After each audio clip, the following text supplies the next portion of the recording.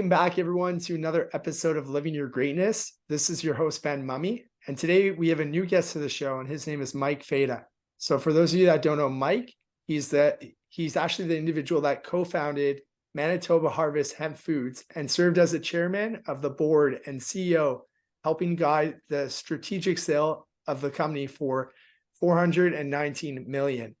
Since then, Mike has celebrated and supported other businesses as an entrepreneur, investor, advisor, and mentor. He is also the author of a book called Grow, 12 Unconventional Lessons for Becoming an Unstoppable Entrepreneur. So Mike, without further ado, welcome to the show. It is a pleasure to have you with us today. Yeah, thanks for having me, Ben. Good to be here. Awesome. So Mike, let's kind of get kicking here.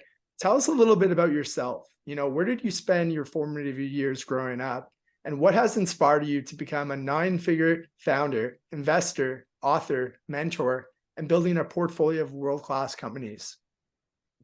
Well, I grew up in Winnipeg, born in Thunder Bay, Ontario, but grew up in Winnipeg since I was 7, and grew up with a single mom, and left school. I didn't fit in high school because I was a nerdy kid, chubby, nerdy kid, and started working when I was 14, and that kind of led me to becoming an entrepreneur when I was 21 and getting into the health food business with Manitoba Harvest, and then we grew that company for about 20 years until we sold it a couple of years ago, and then from there I've transitioned myself into, I would say, the next stage of my career as an investor, advisor, mentor, now author as well. Yeah.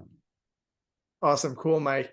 And, I find, your story, before you start off your entrepreneurship journey, your story of making that decision for better health or kind of better wellness, in terms of, being overweight, making that lifestyle change, choosing to be a healthier you is pretty interesting, and it ended up leading up to your entrepreneurship journey, because I know you're all about mindset.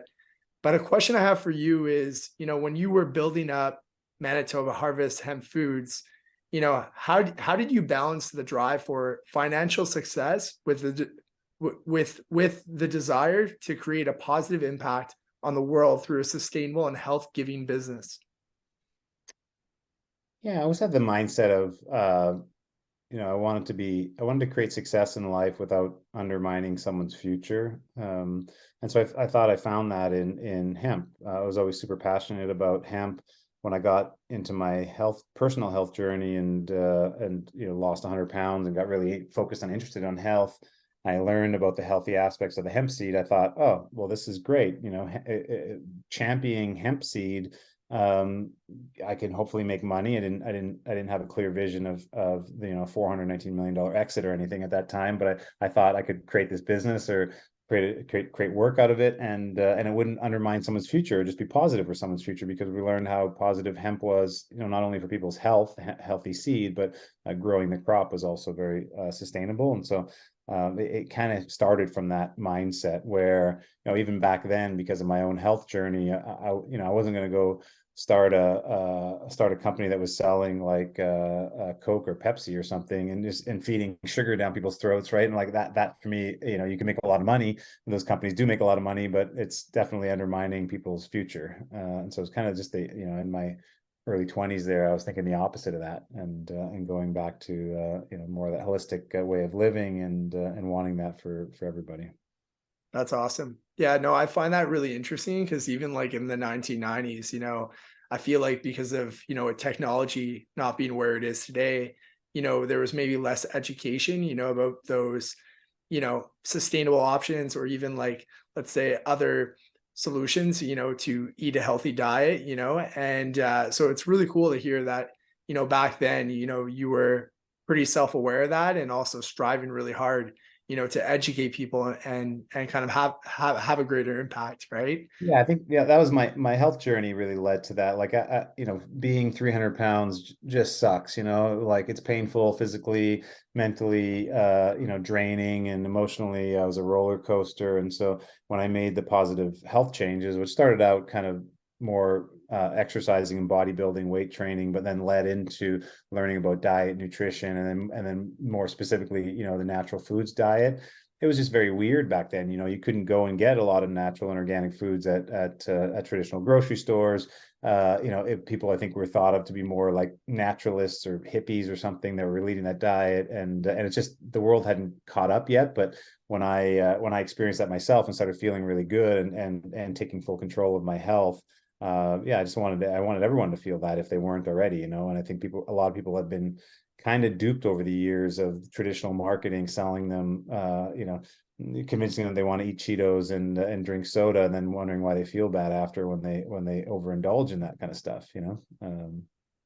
Anyway, that's kind of the drive. That was the driver for me, and it still is. I want to see everyone, especially people that are not feeling healthy and well, to take control of their diet and lifestyle and create their best day ever for themselves.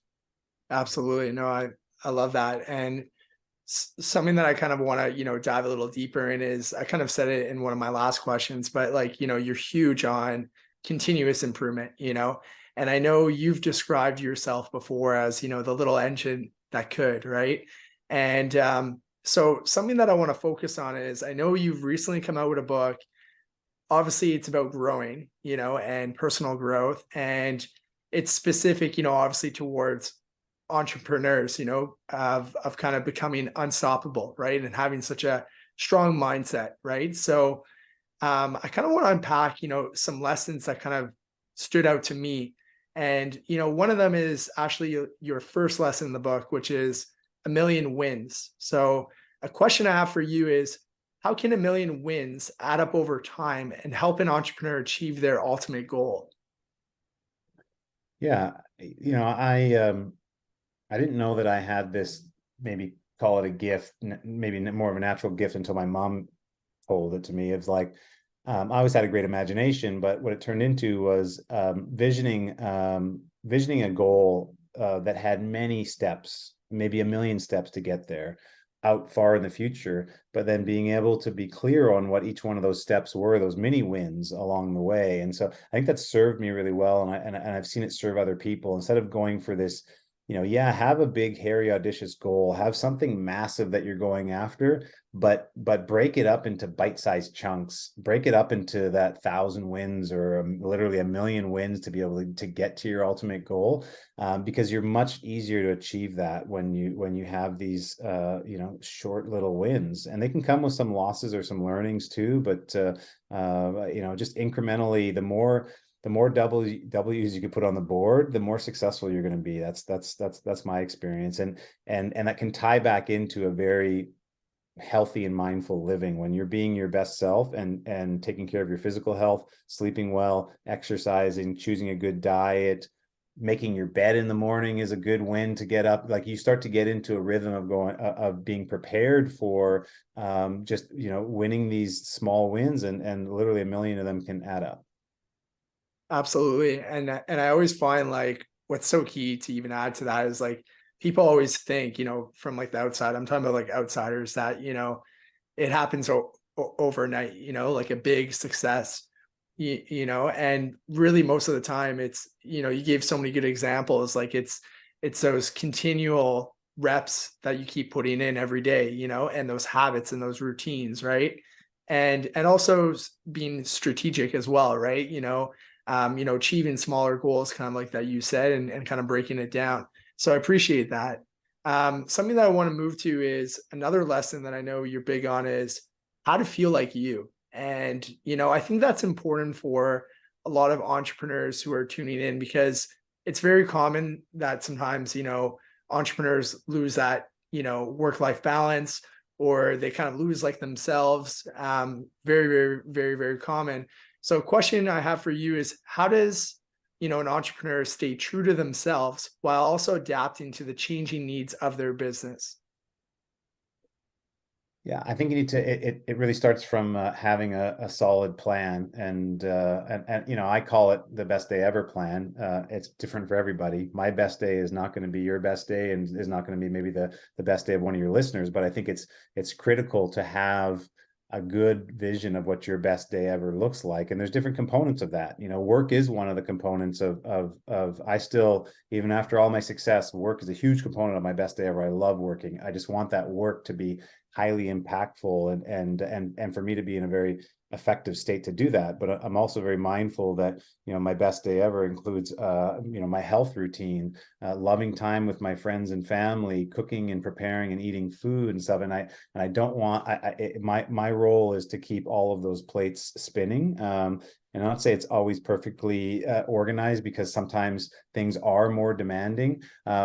But what I've seen too many times in entrepreneurs, if you don't have a clear vision of that, then your business could get away from you. You can make decisions that aren't conducive to the lifestyle that you want, and then worst case scenario, you get trapped in that, and you become a slave, to the wrong things. You've said yes to the wrong things, and in saying yes to those things, you said no to maybe some of your fundamentals, you know, and then your physical health or your mental or emotional health suffers, and that's not sustainable.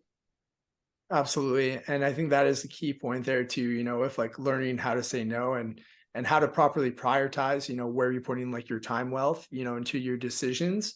And that also kind of connects to another lesson that I know you're big on, which is like knowing your passion, right? Knowing your why, knowing how come you're in it. So my question to you is like, what are some ways an entrepreneur can identify their true passion, and can you also share an example, whether it's from your personal life or an entrepreneur that you are currently mentoring right now that has turned their passion into a successful business? Yeah. So I think passion, and listen, passions can change. So people don't have to think like, oh, I have this one passion, I got to find my passion. And because I think you could be passionate about a number of things. And I think about it as you know, having the richness of a diet, and you have to do that. You got to nibble on a lot of different foods and find out that you like olives, or you don't like cooked carrots or whatever it is. So, you know, to find your passion, it's a really a mindful practice. What do you enjoy spending your time doing? And some people it's very clear with one thing, and some others it's they like a multitude of things, and so they may have to nibble on each one of those areas. Example being like some people would just say, I want to play basketball all day long. All I think about is basketball, basketball, basketball. Well, you know, you're obviously you could be really passionate about basketball. Maybe you're not going to be you're not going to be in the NBA. Okay. You're not a good enough player to make a living off of playing basketball, but there's a million and one business opportunities that would play into a passionate lifestyle of basketball. You could literally make basketballs. You could make basketball jerseys and sell them. You could, you know, create an app that gets people together for basketball court games. You could join a nonprofit that's involved with sport. You know, if you create your lifestyle around your passion, and you will do that forever, highly interested in it, you will, from my experience, you'll outlearn, outcompete others that are doing that business or that job, for the money, you know. And so the way to get there though is through a mindful exercise. You know, what do you truly enjoy doing? What's some things that you want to do even if you weren't getting paid for them? And then does your skill set, can you build a business around that? Absolutely. And I think another thing too, even to add to that, that helps is also knowing like your values in terms of if you're someone that's health orientated, well, there's probably a lot of things within health that you'd probably be interested in as well, right?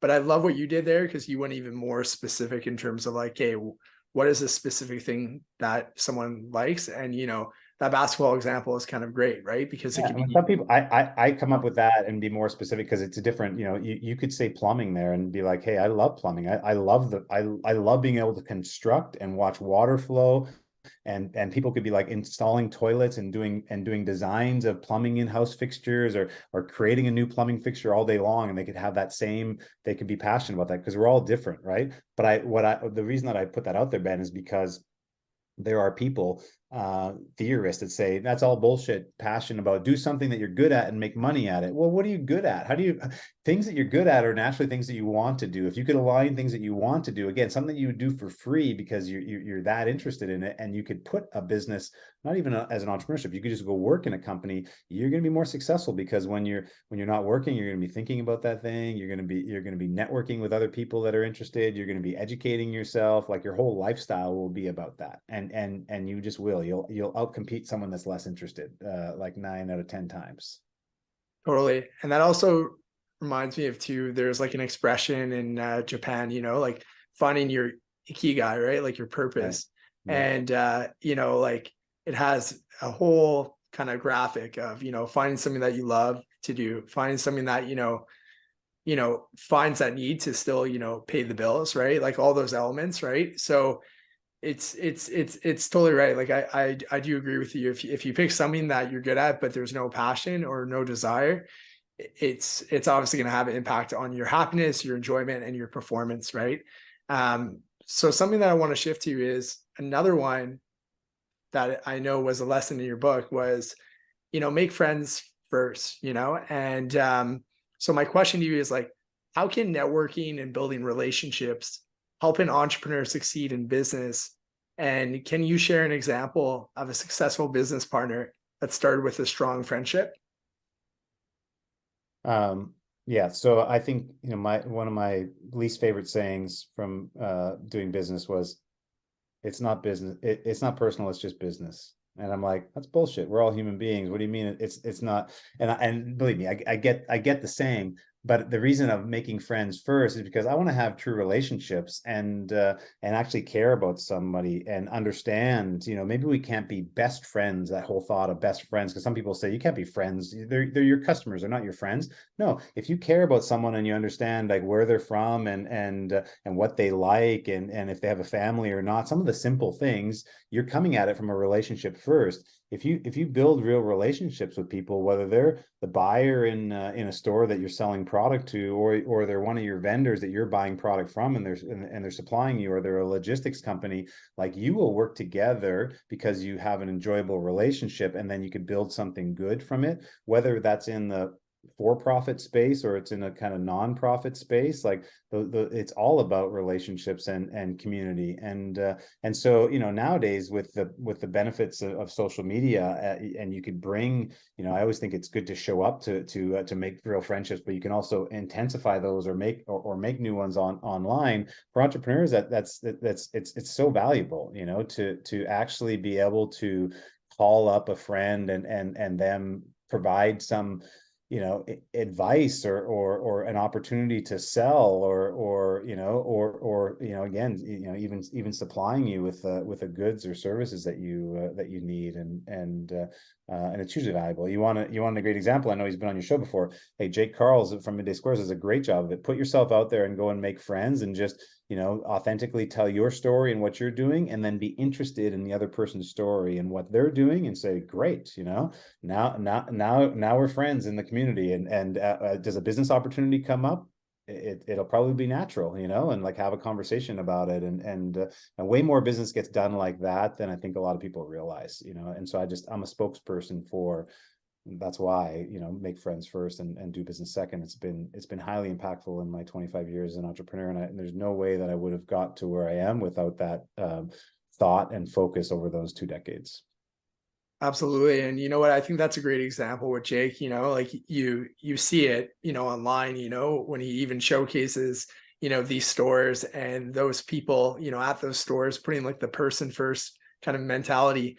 And I think that's huge to anything in life, like not only entrepreneurship here, but even, volunteer, organizations, everything like sports teams is how do you put like the person before the athlete? How do you put the person before the business partner, right? So I think it's a person first mentality approach, Yeah, and well, yeah, and right. Ben, we're feeling beings that think. Okay, human beings are feeling beings that think, and so when like thinking is business is all about thinking. Oh, what can we do together? How much does it cost? What are we going to buy? How big can we make this?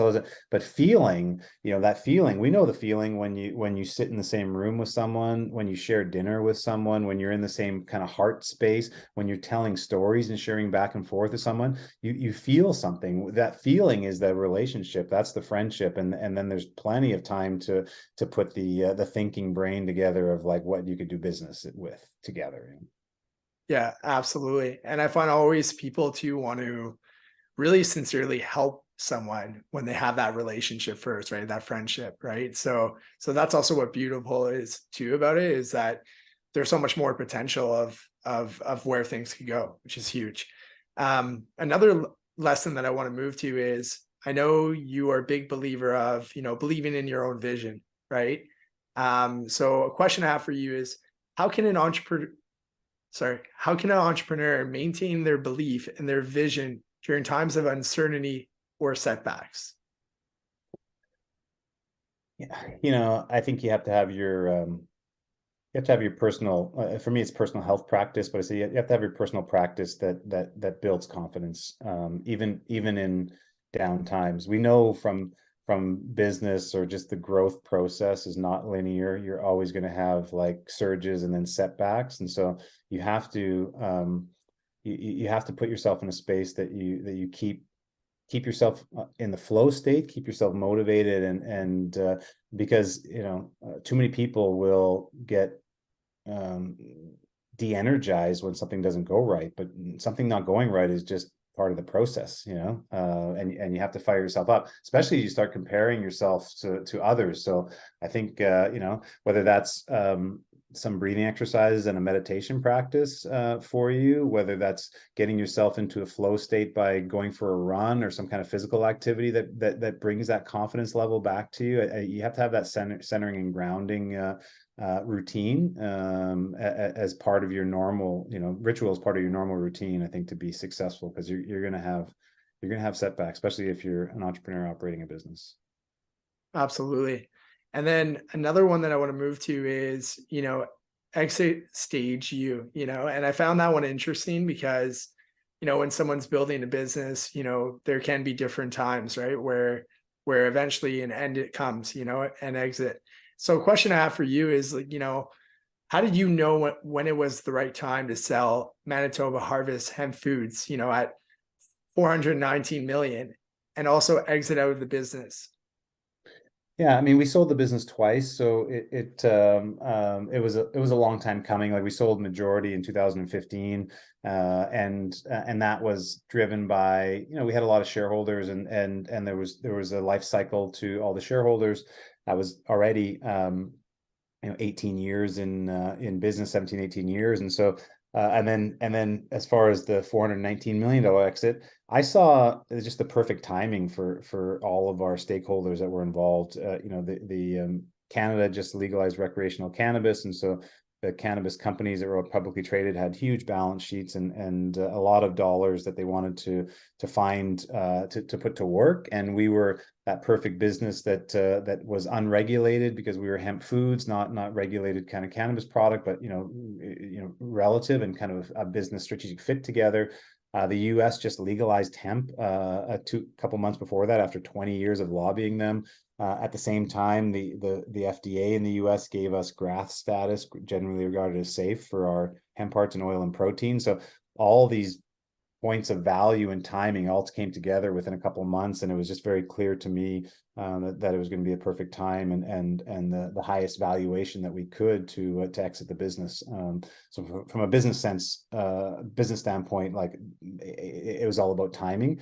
My personal standpoint, because I'd already been 4 or 5 years of thinking about and knowing that I was going to exit the business, I had already put some thought to what was going to be next on my journey, because the destination is never as sweet as the journey.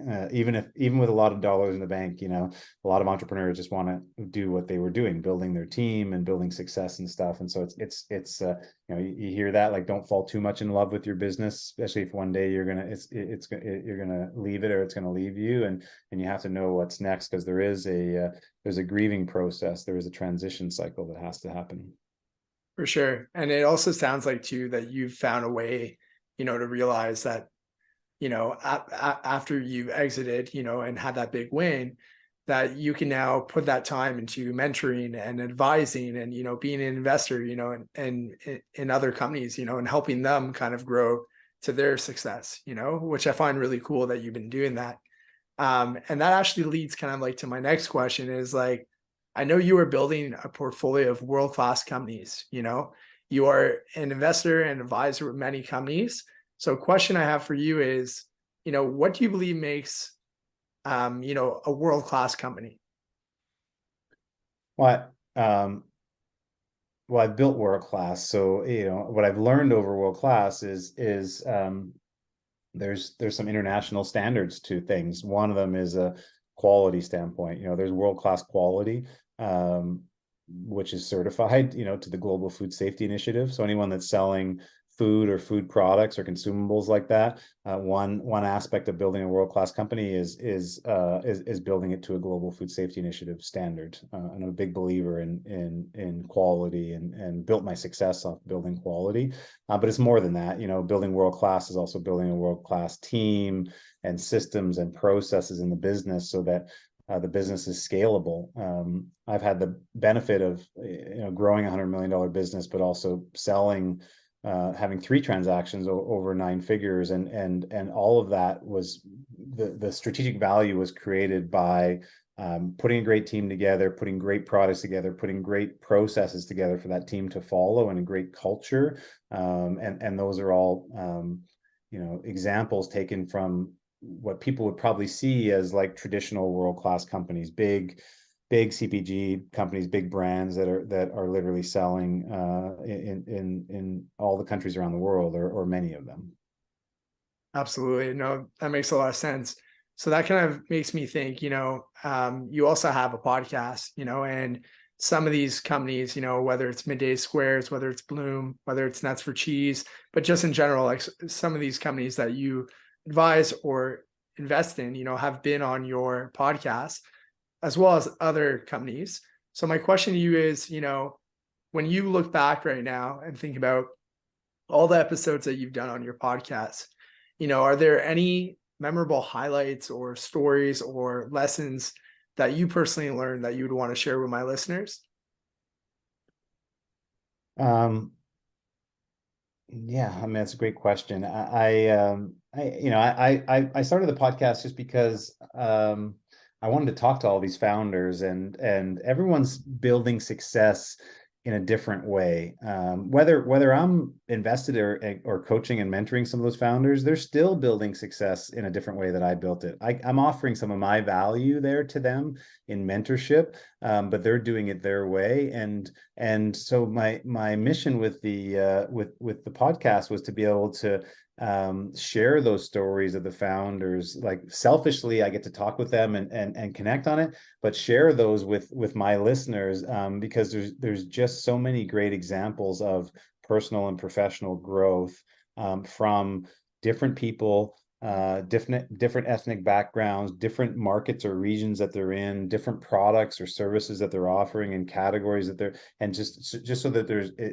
it's more of a wide offering for entrepreneurs, because no two entrepreneurs look the same. They're not from the same place. They didn't grow up the same way. They're not doing the same business. And I think we need more healthy examples of personal and professional growth. And so that's, it's the totality of that really makes me feel good about founder to mentor, instead of any kind of one specific episode or kind of sharing. I appreciate that answer. And then another question I have, if you're giving advice, to entrepreneurs who are looking to discover, their authentic business passions and, live their best day every day. I know you kind of spoke about that earlier, that that's a passion of yours.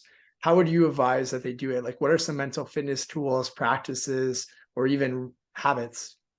Yeah, I think especially for people that are in transition. So maybe there are people that are in transitioning from one job to the next, or they're thinking about starting as an entrepreneur, so they're in that transition, or even one business failed, and they're in transition of like, do they go and get into the workforce, or do they start another business? This whole concept of being in transition is a great time to get really clear with yourself of what you're looking for, and it's kind of that reset moment. And I found nothing better to prepare yourself for transition than be your healthiest self and give yourself space. And so anyone that's going through any kind of transition or trauma or time in like big change time in life, I say to them, like, hey, make sure that your gym membership is renewed. Make sure you're sleeping good. Make sure your diet and exercise is just is topped up. And then give yourself some space to really think about what you want to do next, because I think you need to be feeling good and in a good space to have the clarity, the mental clarity, and maybe even the spiritual alignment of like what's next for you. And that doesn't happen if you don't give yourself that space or be that mindful of it. For sure. Yeah. No, I think it's so important, right? You always want to feel grounded, right? And everyone it works differently, but I think you're right. There are some fundamental things like sleep, eating well, training hard, right? All that stuff has such an impact on our mental and physical performance, right? So I think those are some great points that you brought up. And something that I want to transition to is, the purpose of this podcast is to inspire millions of people, to achieve greatness and enhance their overall personal well-being. So a question I have for you is, what is your definition of greatness? Um, Definition of greatness. Wow. What came to mind, I think, is um, uh, there's no perfection, right? The closest thing to perfection is continuous improvement. I think greatness kind of plays into that, like, knowing who you are, who you want to be, doing what you want to do, and making constant improvements to refine and make your best day ever as you. I mean, that is greatness. I could talk about, like, probably building community and giving back, and some of the other lessons that I share in the book are foundational parts of that for a lot of people. But I think the aspect of greatness is like being really mindful of who you are and what your purpose is here, what you're passionate about, and then go do that and become better at it every day. I love that. Well, I love that definition. And you know what? I think too, I'm happy that you tied in, the idea of, giving back, and I know you're huge on that. And that's also another question I kind of want to ask is like, how have you given back, like in terms of like your philanthropy, with different organizations? And if you could share how you've done that, with my listeners. Yeah, I've realized that my time is my most valuable gift, and so I've given time in a number of different ways. Like when I started out in business, I realized that the industry that we were in, the food industry, and then the hemp industry and the natural products industry, needed volunteers to help the industry prosper. And so I've done 25 years of nonprofit board volunteer work. And when I started out, I didn't know anything. I didn't know what I was doing at all, but I knew that I wanted to contribute and give back as I grew in my career, and I became stronger at governance and had a larger following and community. I could make a bigger and bigger impact on those organizations and the industry to help them grow. So from in a big picture sense, I've done a lot of that over the last couple decades, but I've also just in simple form mentored a lot of people, and some of those are long-standing mentorships where it's over a decade now. I've mentored some founders when they were just starting out their business, and now they're running big businesses. And sometimes it's just a simple chat, or an engagement on social media to help entrepreneurs understand and give them another perspective on maybe the next stage of growth for them. Maybe share a model with them, help them with an introduction, and then that's all that one-on-one work. And I realized that I only have a limited time in life, and I literally can't spend the one-on-one time with all the people that are requesting it nowadays, that I developed some of the mass mentorship tools, the newsletter, the podcast, the book, to be able to share my message and help people in a number of different ways, self-serve instead of that only on one-on-one time. I love that. That's huge. Thanks for kind of sharing that, in terms of how you've given back. I always find that super attractive when you look at someone, whether it's, an Olympian and they give back to the community, whether it's kids. Um, Same idea as like a big successful investor who has huge net worth and they give back, whether it's time or whether it's money to an organization. Like to me, that's very attractive. It says a lot about them, in terms of it's not all about them, and it really is about sharing their wealth of knowledge, and kind of gift. So I'm it was really good to hear you share. I go a step further on that, Ben. I don't think I know a lot of people, and I hear it from others that like I can't wait till I'm successful until I can give back. And this is one of the things I write about in the book is that you can create success by giving back. You don't need to be successful and then give back. I think that's a trap that for some people will never come, or it'll come too late and maybe it's an energy thing, it's a karma thing. Like when you go give back, you're going to create opportunities of success for yourself. So you can flip the table on that one, and I share some examples in the book because I think it's helpful for people to actually look at it a different way. And maybe that's a newer school way of thinking, but it has very much worked for me, and I see it in a lot of other people. Like when you're giving to people and community and society with no expectation of something in return, you get a tremendous amount of stuff in return. It just naturally happens that way. Absolutely. Yeah, no, I'm happy that you added that point. It's so true. It's like, I've seen that in different things that I've done, like in terms of like a running community, and just doing out of pure interest in terms of like, I know I'm going to be doing that a couple of times a week. And I know other people want to move, and get healthy. Right. And feels so good to do it without expectation, kind of like you said. And you know what? It's funny if anything ever happens, which I'll give an example from my own where I've had an injury, and people then reach out, hey, how you doing? Like, do you need anything from me? So it just shows you that I wasn't expecting that, but it's beautiful to see how when you give back, how really great things come back as well without asking. Yeah, for sure. A reciprocal, yeah, without the expectation. And but the mental fitness or the mental health part of it, like I found this to be true. It's like when you're feeling the most down or you're feeling the most helpless, that's the time that you want to give back, because when you're being helpful, it's impossible to feel helpless. And so Mm, you can literally get yourself out of that space. I mean, that's how I really came to it, right? In my time of grieving, the triple grieving of my mom's death, our business sale, and my divorce, like I didn't leave the house literally for months. And I thought, like, what can I do to get myself feeling, besides focusing on my health, what can might get myself to do to feel motivated, inspired? And well, the answer is helping other people. As soon as you help someone else, you have purpose just in that, and that could be stepping stones for people that are maybe feeling like they're in a challenge time. Go out there and be helpful. totally. No, absolutely.